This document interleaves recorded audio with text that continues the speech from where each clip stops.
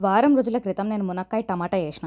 మళ్ళా గ్రోసరీస్‌కి పోయినప్పుడు మళ్ళా తెచ్చుకున్నా. కానీ నాకేం సమజయిందంటే, మునక్కాయ టమాటా మనోళ్ళకి పెద్దగా నచ్చలే. అప్పుడు యాదొచ్చింది. మనోళ్ళకి వెజిటేరియన్ ఎంత చేసినా సరే పసందుండదు. దానికి ఏదో ఒక రకంగా నాన్ వెజ్ టచ్ ఇచ్చినాననుకో, మస్త్ అంటే మస్తు ఖుషి అయితారు. ఇక గట్లా అని చెప్పి మస్తు సోచాన్స్తే, మన కాడ మునక్కాయ మటన్ చేస్తారు గానీ, మునక్కాయతో పాటు చికెన్ కూడా చేసిర్రు. మా ఇంట్లో చేయకపోతుండే, సో నాకు తెలవది. యూట్యూబ్ లో కొడితే దున్య రిఫరెన్సెస్ ఉండే. ఆంధ్రాలో మస్తు ఫేమస్ అంట. నేను దీనికే ఒక చిన్న హైదరాబాదీ టచ్ ఇచ్చిన. అంటే మన స్టైల్ కొబ్బరి గసాలు వేసినుండే. ఇక టేస్ట్ అయితే ఖతర్నాకుండే. చూస్తుర్రు కదా ఎట్లా చెమటలు వస్తున్నాయో. ఇక మనం నాన్ వెజ్ వండితే మినిమం స్పైసీ కాదు, మాక్సిమం స్పైసీ చేస్తాం. అట్లా తినేదాకా మనకు జర కడుపుకు తృప్తి రాదు. ఇక రెగ్యులర్ గా చేసుకునే కూరలల్లా మునక్కాయ చికెన్ కూడా నా దాంట్లో యాడ్ చేసేసుకుంటా. మళ్ళా కాదు కదా, మళ్ళా తినాల్సిందే.